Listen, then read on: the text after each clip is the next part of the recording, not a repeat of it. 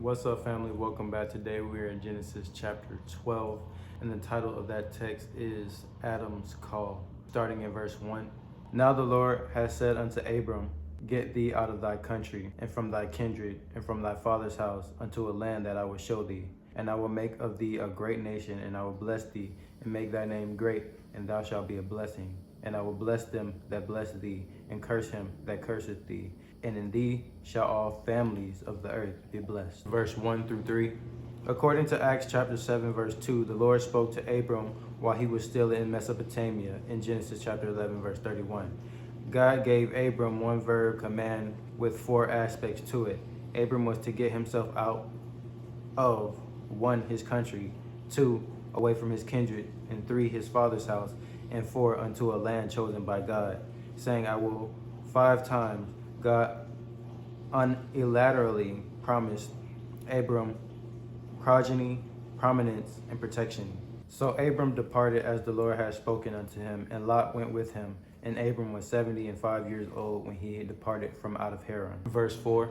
Having migrated with his father's household from Abram stayed a certain amount of time in Haran.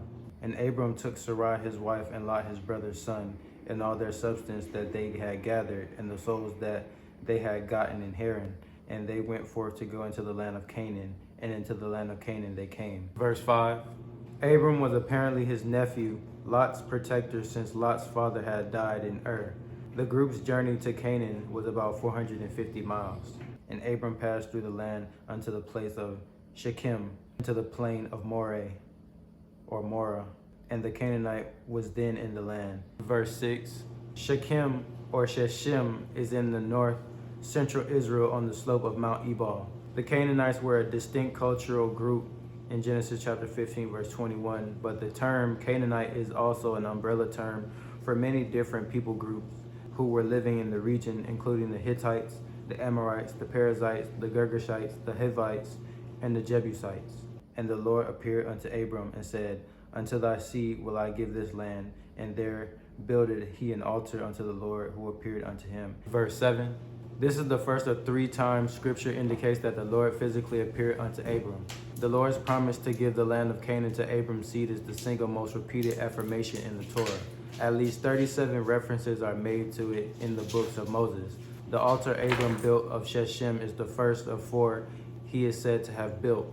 Others were set up between Bethel and Ai, at Hebron, and at Mount Morah, or Moriah. And he removed from thence unto a mountain on the east of Bethel, and pitched his tent, having Bethel on the west and Hai on the east. And there he builded an altar unto the Lord, and called upon the name of the Lord. Verse 8. Bethel, modern Beaton, was about 20 miles south of Shechem. This altar is the second of the 4 that Abram built in the land of Canaan. When Abram called upon the name of the Lord here, he identified himself as a true member of the godly line of Seth. This is the first of 3 occasions on which Abram is said to do this. Abram journeyed, going on still toward the south. Verse 9. The south is the semi-desert region west and south of the Dead Sea, and about 50 miles south of Bethel. And there was a famine in the land, and Abram went down into Egypt to sojourn there, for the famine was grievous in the land. Verse 10. Canaan relied heavily on rainfall for its drinking water and crops. When there was no rain, there was a famine. To avoid the famine, Abram went down into Egypt, the location with the best water supply. And it came to pass, when he was come near to enter Egypt, that he said unto Sarai his wife, Behold, now I know that thou art a fair woman to look upon. Verse 11. Even though Sarai was at least 65 years old at this time, Sarai was 10 years younger than Abram, and he was at least 75. She was still a fair woman to look upon. Her desirability was due in part to the fact that she was the most powerful woman in a wealthy clan. Therefore it shall come to pass, when the Egyptians shall see thee, that they shall say, This is his wife, and they will kill me, but they will save thee alive. Say, I pray thee, thou art my sister, that it may be well with me for thy sake, and my soul shall live because of thee. Verse 12 through 13. By telling his wife to say that she was his sister, Abram was technically asking her to be truthful, since Sarai was his half-sister. And it came to pass that when Abram was come into Egypt, the Egyptians beheld the woman that she was very fair, The princes also of Pharaoh saw her and commended her before Pharaoh, and the woman was taken into Pharaoh's house.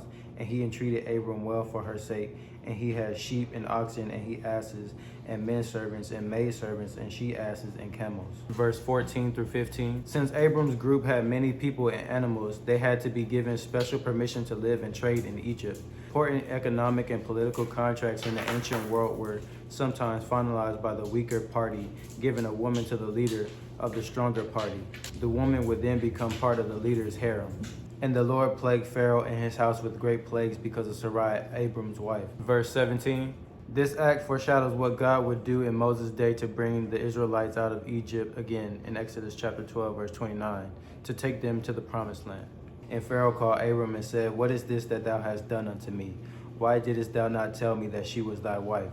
Why sayest thou, She is my sister? So I might have taken her to my wife, or taken her to me to wife. Now therefore, behold thy wife, take her and go thy way.